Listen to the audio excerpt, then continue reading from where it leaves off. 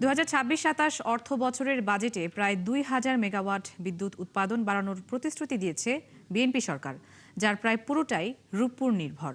6 lakh ton কয়লাও মিলবে পুরনো খনি থেকে। এছাড়া অন্য সব পরিকল্পনাই অস্পষ্ট।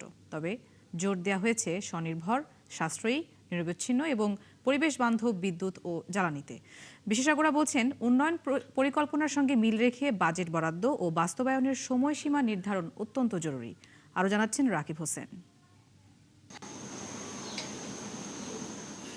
লোডশেডিং মুক্ত একটি বিদ্যুৎ ব্যবস্থা, পর্যাপ্ত গ্যাস আর প্রয়োজন মতো জ্বালানি তেল সাধ্যের মধ্যে চায় দেশের মানুষ। কিন্তু স্বাধীনতার 55 বছরেও এই নিশ্চয়তা দিতে পারেনি কোনো সরকার। উল্টো প্রতিশ্রুতির মূলা ঝুলিয়ে নজিরবিহীন লুটপাট হয় এই খাত থেকে। আর সেই বোঝা কাঁধে নিয়েই 24-এর গণঅভ্যুত্থান পরবর্তী বাংলাদেশে প্রথম বাজেট দিল বিএনপি সরকার।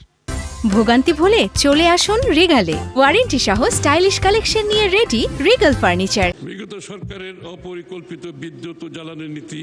বাজেট বক্তৃতায় বিদ্যুৎ ও জ্বালানি খাতের কালো অধ্যায়ের কিছুটা তুলে ধরেন অর্থমন্ত্রী আমির খসরু মাহমুদ চৌধুরী। নতুন করে স্বপ্ন দেখান ঘুরে দাঁড়ানোর। বিদ্যুৎ খাতের দুর্নীতির সাথে জড়িতদের চিহ্নিত করে ব্যবস্থা গ্রহণ সহ বিদ্যুৎ খাতে নিবিড় মনিটরিং করা হবে। অদক্ষ বিদ্যুৎ কেন্দ্রগুলোকে বন্ধ করা, প্রয়োজনীয় ক্ষেত্রে আধুনিকায়ন, ক্যাপাসিটি চার্জ ও বিদ্যুৎ ক্রয় চুক্তি পর্যালোচনার মাধ্যমে এই খাতে আর্থিক স্বচ্ছতা নিশ্চিতকরণ হবে। 2026-27 অর্থ বছরে নতুন করে প্রায় 2000 মেগাওয়াট বিদ্যুৎ উৎপাদন করার সুনির্দিষ্ট প্রতিশ্রুতি রয়েছে বাজেটে। তবে এর 5 ভাগের 4 ভাগই রূপপুর পারমাণবিক বিদ্যুৎ। পুরনো খনি থেকে কয়লা উৎপাদন লক্ষ্য 6 লাখ টন। এর বাইরে তেল গ্যাসের সুনির্দিষ্ট কোনো লক্ষ্য নির্ধারণ না হলেও গুরুত্ব দেওয়া হয় স্বনির্ভর, সাশ্রয়ী, নিরবচ্ছিন্ন এবং পরিবেশ বান্ধব বিদ্যুৎ ও জ্বালানিতে। সমস্যাটাকে তারা স্বীকার করে একটা সমাধানের জন্য যথাযথ এফোর্ট দিচ্ছে। তবে এফোর্টটা কতটুকু কার্যকর হবে এটা ইন ফিউচারে এটা আমাদের কাছে স্পষ্ট হবে।